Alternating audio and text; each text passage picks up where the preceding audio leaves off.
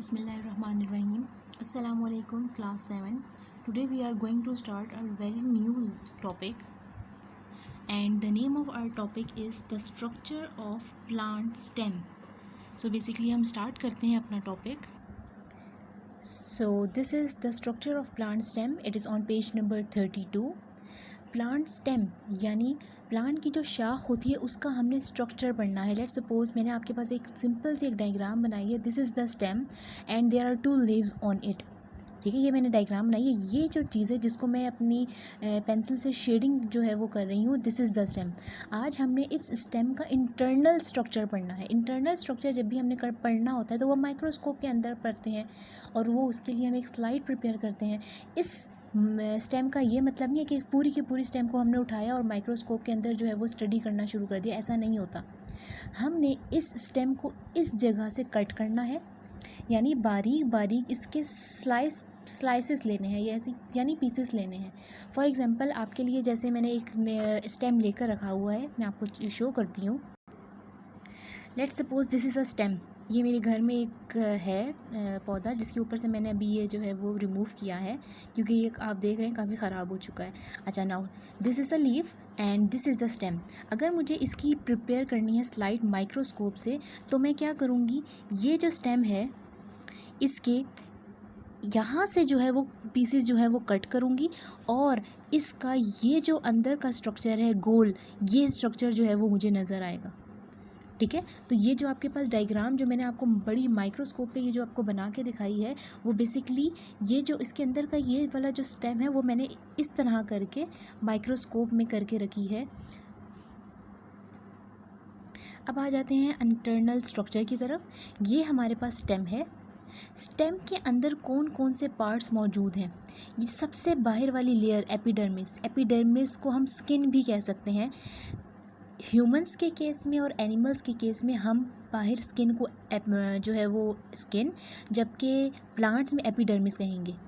ठीक है, जैसे ये मेरे हाथ है, इसके ऊपर ये क्या है, ये स्किन है ना, मैं ह्यूमन हूँ, ये स्किन है. लेकिन अगर प्लांट्स की बाहर आउटर कवरिंग को देखेंगे तो वो एपिडर्मिस है. Now comes inward.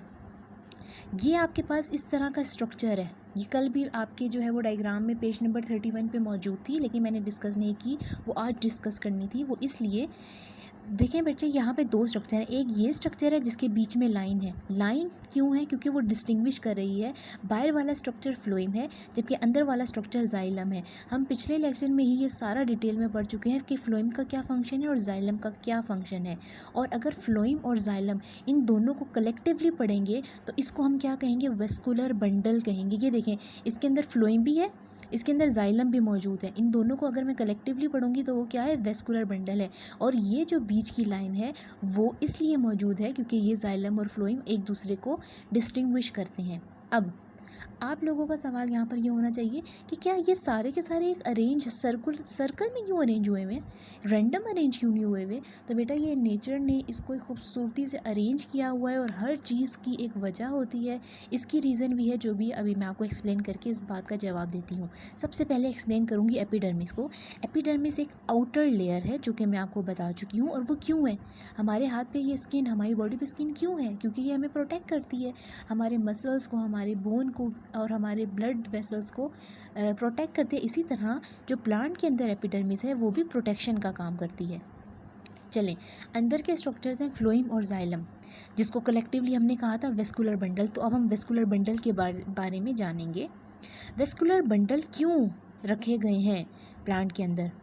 Vascular bundle strong fibres हैं. फाइबर्स यानी आप फाइबर्स को धागे नुमा स्ट्रक्चर कह लो, धागे भी कह सकते हो. और हमने कल पढ़ा था कि ये ट्यूब्स होती हैं, ट्यूब्स लाइक स्ट्रक्चर होते हैं.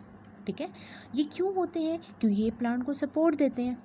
ठीक है, अगर ये नहीं होंगे तो हमारा प्लांट जो है, हो सकता है कभी आंधी तूफान आए तो वो तो जो है वो, अगर एक स्टेम है फॉर एग्जांपल कि हमारे पास स्टेम है, अगर आंधी तूफान आए तो ये खड़ा हुआ है तो ये तो नीचे जो है वो गिर जाएगा, विल्ट हो जाएगा, मुरझा जाएगा. लेकिन देखिए मैंने इसको बेंड किया, इसके बावजूद ये दोबारा जो है वो सीधा खड़ा हो रहा है. मैंने अभी आपके सामने ये बेंड किया, ये देखिए मैं इसको छोड़ूंगी, ये दोबारा जो है वो सीधा हो जाएगा बिल्कुल. ये देखें क्यों, क्योंकि इसके अंदर जाइलम और फ्लोएम दोनों चीज़ें मौजूद हैं. This is the support. ठीक है, अब आ जाते हैं जाइलम. ये जो अंदर का स्ट्रक्चर है ना, ये जाइलम क्या काम करता है, ये वाला स्ट्रक्चर, ये सारा ये जो मैं अभी आपके सामने हाईलाइट कर रही हूँ। जाइलम करता है सपोर्ट देता है, इसके अलावा पानी को ट्रांसपोर्ट करता है। पानी को कहाँ से ट्रांसपोर्ट करता है, यहाँ नीचे से लेकर ऊपर तक, लीफ की टिप तक। इसके अलावा फ्लोएम क्या काम करता है, फ्लोएम ट्रांसपोर्ट करता है फूड को। आपके इसके अंदर फूड जो प्रिपेयर हो रही होती है वो भी ट्रांसफ़र होती है by the help of phloem. Xylem और फ्लोएम जो दोनों हैं वो इस तरह एक दूसरे की हेल्प करते हैं, सपोर्ट करते हैं।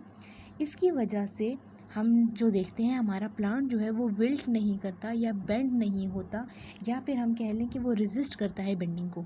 अब यहाँ पर एक सवाल जो है वो आपकी बुक में दिया गया है, जो कि मेंशन भी मैंने किया है, जो भी मैंने आपसे डिस्कस किया था। Why vascular bundles are arranged at the edges. Edges पे ही वेस्कुलर बंडल्स क्यों अरेंज हैं, वो इसलिए अरेंज हैं क्योंकि अल्लाह ताला ने प्लांट की सपोर्ट के लिए और साथ साथ प्लांट की स्ट्रेंथ के लिए अल्लाह ताला ने ये इसके कोनों पे यानी एजेस पे अरेंज कर दिए हैं। अब देखें, ये अंदर भी सपोर्ट दे रहे हैं और ये बाहर भी सपोर्ट दे रहे हैं। एक स्ट्रक्चर, एक वेल मैनर स्ट्रक्चर जो है, रेगुलरिटी मेंटेन की गई है एजेस पे, ताकि अब ये जो मेरे पास पूरा स्टेम है, ये देखिए डिटेल व्यू है ना, डिटेल स्ट्रक्चर है, पूरा स्टेम है। अब स्टेम जो है वो मुड़ेगा नहीं, विल्ट नहीं होगा, बेंड नहीं होगा। So this is all the structure of plant stem.